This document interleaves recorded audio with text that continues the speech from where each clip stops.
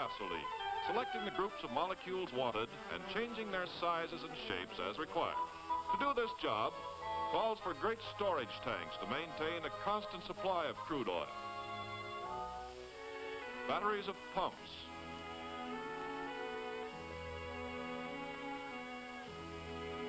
A maze of valves and pipes. Mighty facilities. And an army of experienced, specially trained workers. The first step is to separate the crude oil into the parts that you saw a moment ago. This is done by distillation. You know that when you boil water, the vapors can be condensed. The same principle is used in distilling crude oil. Giant units with bubble towers condense vapors just as the coal tumbler did. Here in a single tower, much simplified, crude oil is separated into the different fractions needed for gasoline, kerosene, fuel oil, and other petroleum products. Here we see the crude oil being heated. Most of it is vaporized. At the bottom of the bubble tower, unvaporized large molecules of heavy lube oil and residual materials are drawn off. At the second level, the light lube oil is condensed out of the vapor and withdrawn.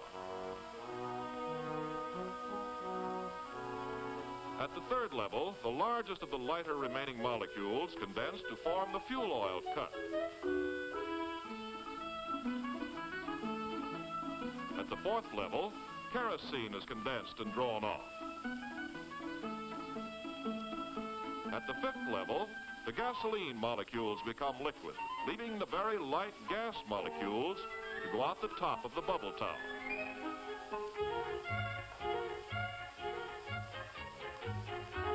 In the average crude oil, only a limited amount of gasoline is present. So let's see what we might get from this simple distillation. A barrel of crude oil produces 20% residual fuel oil and asphalt, 7% lube oil and wax, 39% gas oil and fuel oil, 15% kerosene, 1% gas, and gasoline only 18%.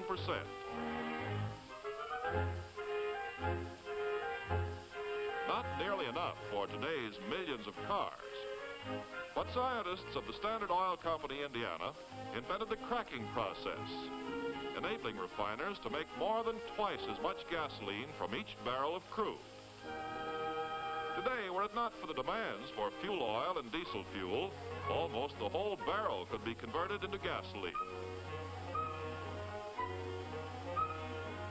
By making more gasoline, cracking has conserved our natural resources and at the same time made gasolines of higher anti-knock quality for greater performance and economy. Here's a typical gas oil molecule to be cracked. You are already familiar with the way it's constructed. To crack it, heat is applied under precisely controlled conditions. More heat than is needed for distillation.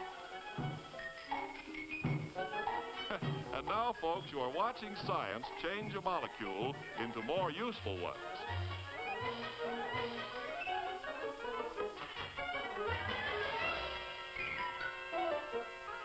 On the left are two gasoline molecules.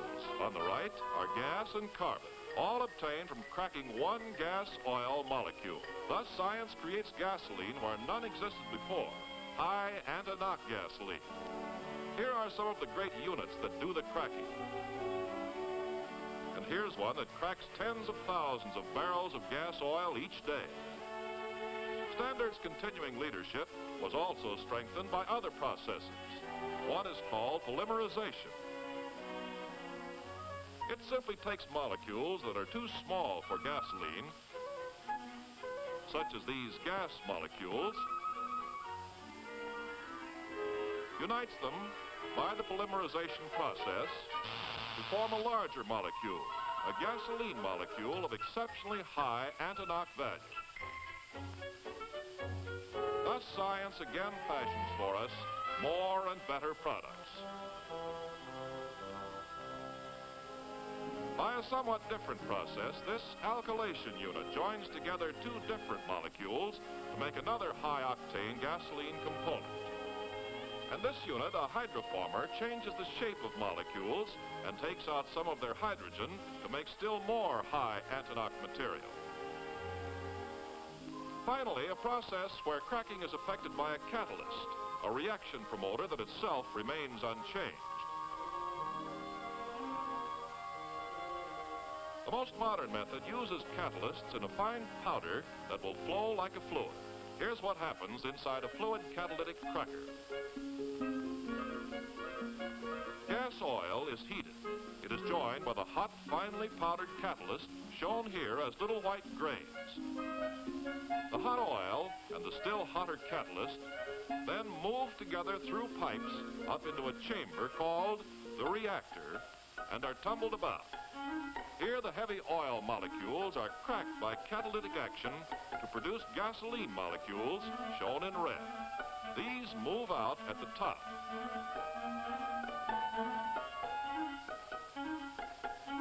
As the catalyst becomes covered with coke, it becomes less active and is drawn off at the bottom.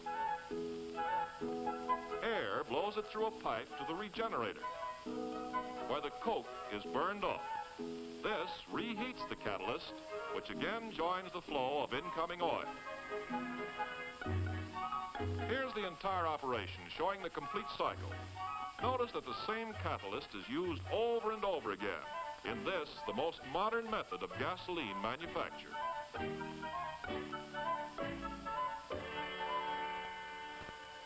It takes a complicated unit to do the job. Every 2 minutes, a whole carload of catalyst passes through the lines. 16 stories high, each of the company's big cat crackers can produce enough gasoline in one day to last the average motorist 1,000 years. Contrast the modern unit you have just seen with this historic Burton cracking still at Whiting, Indiana, the first successful commercial cracking unit. Though the amount of oil in today's catalytic cracking units is actually less than in the old Burton units, the catalyst cracks the gas oil more than 7,000 times faster, and so permits much greater throughput. It is one more demonstration of leadership through science. To build top gasoline performance today, there are two major requirements: proper volatility and proper antinocq quality. Let's take the first one, volatility, the tendency to change from liquid to vapor. The driver may not know a cat cracker from a firecracker, but he knows when his engine starts. And he wants it to warm up without coughing and sputtering. But starting and warm-up are not the whole story. In all seasons, the motorist wants quick acceleration.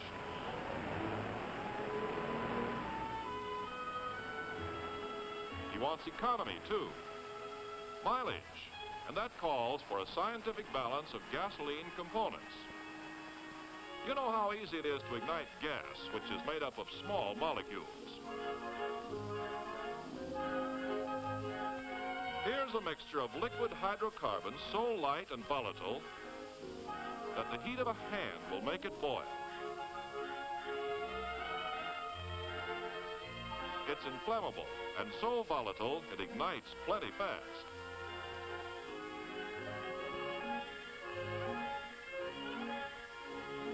Now here are some of the heavier, less volatile hydrocarbons. The lighted taper does not ignite them, yet when vaporized and burned in an engine, they pack a lot of power and give mileage. To make a gasoline blend that will have a proper combination of volatility characteristics, first we put in the very light hydrocarbons for quick starting. The next heavier ones have rapid warm-up. Then some that give instant acceleration, and the final portion for full power and good mileage. The blended gasoline has the desired range of performance with economy because it contains just the right groups of hydrocarbon molecules. One, for instance, starting, but so active that in the summer he should be used only in moderation. One for rapid warm-up. One for smooth acceleration.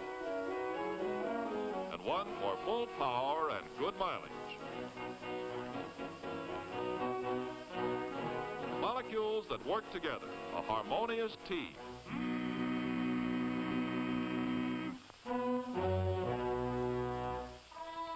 In the engine laboratory, by means of a glass intake manifold, you can actually see one of the volatility differences between fuels. Slowing down the action, here's what too low volatility causes: a wet manifold and imperfect distribution. These liquid droplets decrease engine performance, waste mileage, and dilute the crankcase oil. Switching to a fuel with proper volatility, vaporization is complete and there's no waste. To assure trouble-free performance at all times, fuels are tested out on the road as well as in the laboratory, in all types of engines and under all of the different seasonal and climatic conditions of use. Under city driving and trip conditions in hot weather and cold. Seasonal variations and the climates of different regions must be taken into account. That is why the Standard Oil Company, Indiana, adjusts volatility to suit the season and the region in which its gasolines will be used.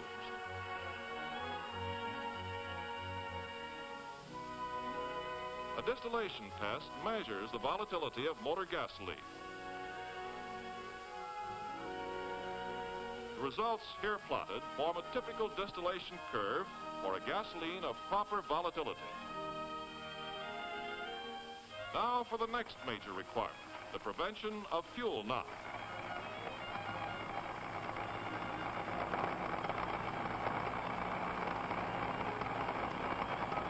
The motorist wants smooth, controlled application of power. Using a special demonstrator, I shall show the difference between poor performance and good performance. Now, with the hard face of this mallet, I strike the piston. The piston, you see, receives a punishing rap, showing how power is wasted when gasoline knocks. This time, I shall use the cushion face of the mallet to show what happens when gasoline does not knock. Smooth, useful power propels the piston, sends the crank spinning. The performance difference you've seen is a mighty important one that you ought to understand better. So let's look inside the engine by means of animation and see what happens when the fuel burns.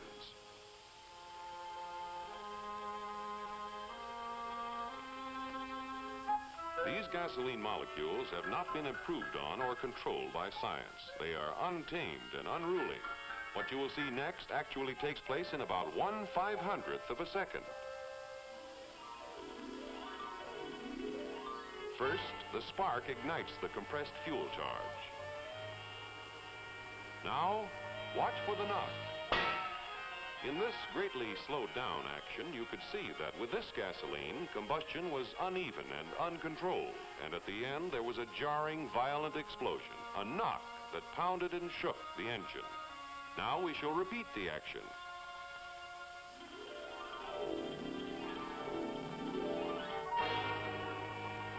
Watch again for the knock.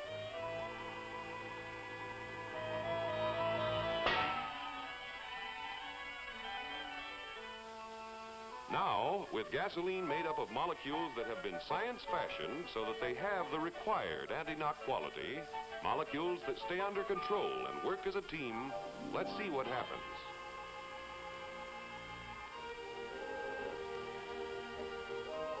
Note in this case that the combustion is more uniform and there is no knock. The big difference, as you could see, is that with gasoline of the required anti-knock quality, there is no knock. Combustion is smooth and even and completely under control. Now we shall repeat the action. Watch how the combustion proceeds as it should, smoothly and without the interference caused by knocking.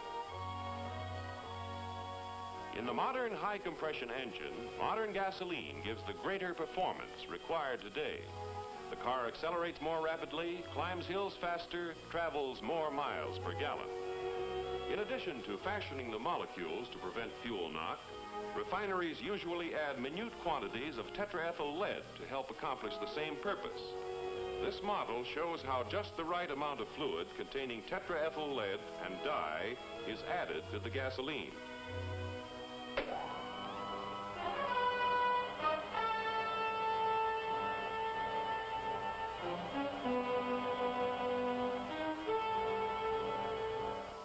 In the knock testing laboratories, test engines are used to make sure that the proper anti-knock quality has been built into Standard Oil's gasolines. The high anti-knock reference fuel is called isooctane, hence the expression octane number. This test engine is equipped with a dial indicator that shows just how badly the engine is knocking.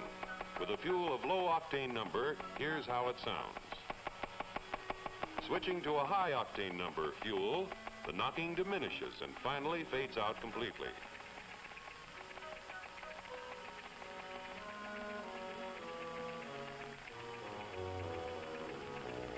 This illustrates the smooth, even performance you get from Standard Red Crown and Standard White Crown. The engineer has had his say, but modern processes and skillful know-how are not enough. There must also be safeguards. You can depend on it that Standard Oil Company, Indiana, constantly checks and inspects its fuels by every needed control test. For example, the vapor pressure test that controls vapor lock tendencies. A test to make sure there is no harmful gum.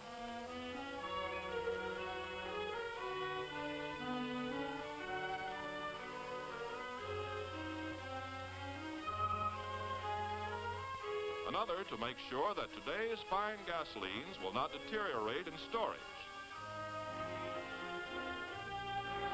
A test that guards against corrosive impurities.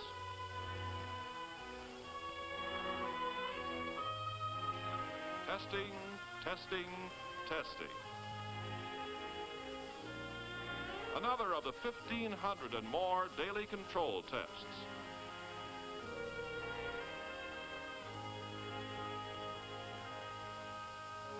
In addition, these great laboratories are entirely devoted to extensive research.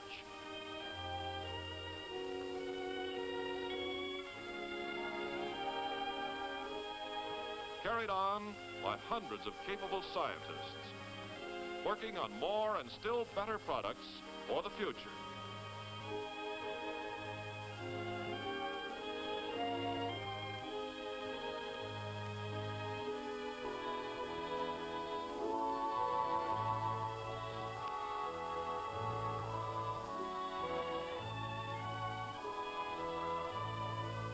Cooperative work with the automobile industry guarantees that the right gasoline will always be available for any car that's developed. Put all of this together, and you have what it takes to deliver today's and tomorrow's great motor fuels. Huge units like this super fractionator and the other multi-million-dollar units that go to make up the great modern refineries of the Standard Oil Company, Indiana. With the tradition of pioneers behind us and better facilities ahead of us, future progress leading to still finer products is assured. So there's the story, folks, and I'm proud to be a part of it, even if only as a tiny atom inside modern gasoline.